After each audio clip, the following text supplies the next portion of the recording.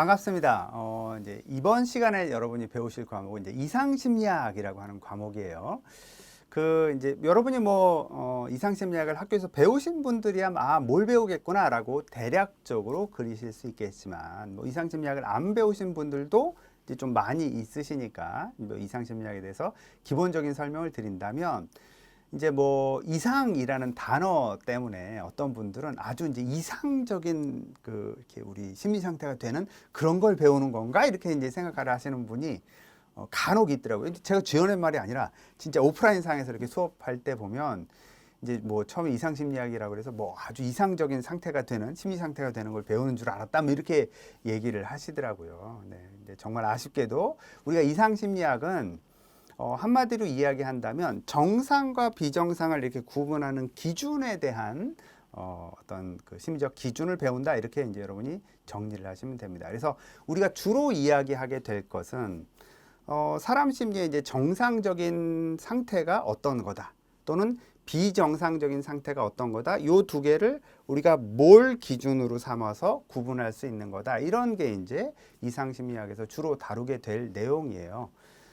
선생님들 아마 주변에서 이렇게 관찰을 해보시면 어떤 사람은 좀 과도하게 폭력적이야. 또 어떤 사람들은 너무 심하게 이렇게 자기의 어떤 원함이나 이런 걸 얘기를 못하는 사람이 있어. 저 사람 저것 좀 바꿨으면 좋겠는데, 저 사람 저것 좀 바꿨으면 좋겠는데, 이제 이렇게 생각을 할 수 있잖아요.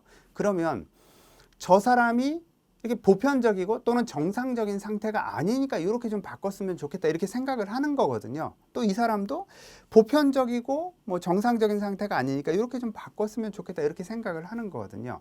그런데 그러면 우리가 어떤 게 보편적인 거냐라는 거죠. 그런 거에 대해서 우리가 이제 이상심리학을 통해서 이제 배우시게 될 거고요.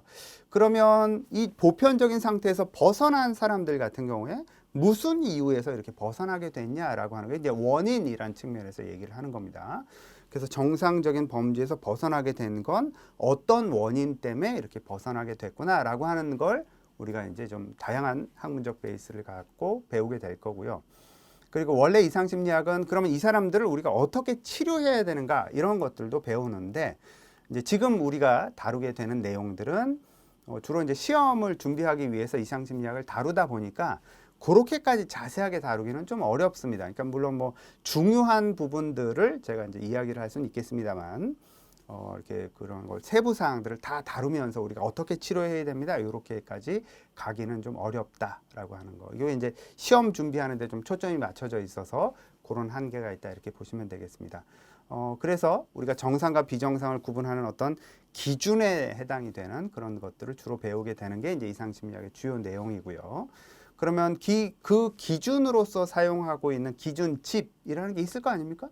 어떤 매뉴얼이라는 게 있어서 이 매뉴얼에 따라서 이 비정상, 정상 이렇게 얘기할 거 아니에요. 그래서 그 매뉴얼로 사용하고 있는 게 최근에 들어서는 전 세계적으로 동일한 기준을 갖고 있다 그렇지는 않아요. 문화권마다 그리고 나라마다 이제 다양한 이유에서 다른 기준들을 갖고 있는데요. 우리나라는 미국에서 주로 사용하는 진단 기준집이라고 볼 수 있는 DSM이라는 진단 기준집이 있거든요. 내용은 제가 강의 내용 중에 이제 설명을 드릴 건데, 그 진단 기준집 DSM이라고 하는 진단 기준집을 기준으로 해서 정상과 비정상을 구분한다 이렇게 이제 보시면 되겠습니다. 그래서 여러분이 이제 이 이상심리를 이제 이렇게 충분히 배우시면 어떤 사람들은 무슨 장애명을 붙이는구나. 우리가 흔히 저 사람 좀 우울증 환자인 것 같아 이렇게 이제 얘기를 할 수 있잖아요. 그런데 그거는 그냥 통상적으로 또는 이제 우리가 일반적으로 부르는 명칭인 것뿐이지, 전문적으로 이렇게 진단명이라고 하면 우울 장애는 진단명으로 보지는 않고요. 진단 범주에 해당이 되고, 흔히 우리가 저 사람 우울증인 것 같아 이렇게 얘기할 때 주요 우울장애라고 하는 진단명이 있습니다. 그러면 어떤 사람에게 그런 진단명을 붙일 수 있는지 이제 이런 것들에 대해서 우리가 좀 자세히 배우시게 될 수 있다 이렇게 보시면 되겠습니다. 그래서 여러분이 이 내용을 배우시면 이제 이렇게 사람들의 모습이 이제 다양한 장애로 이렇게 보이기 시작을 해요.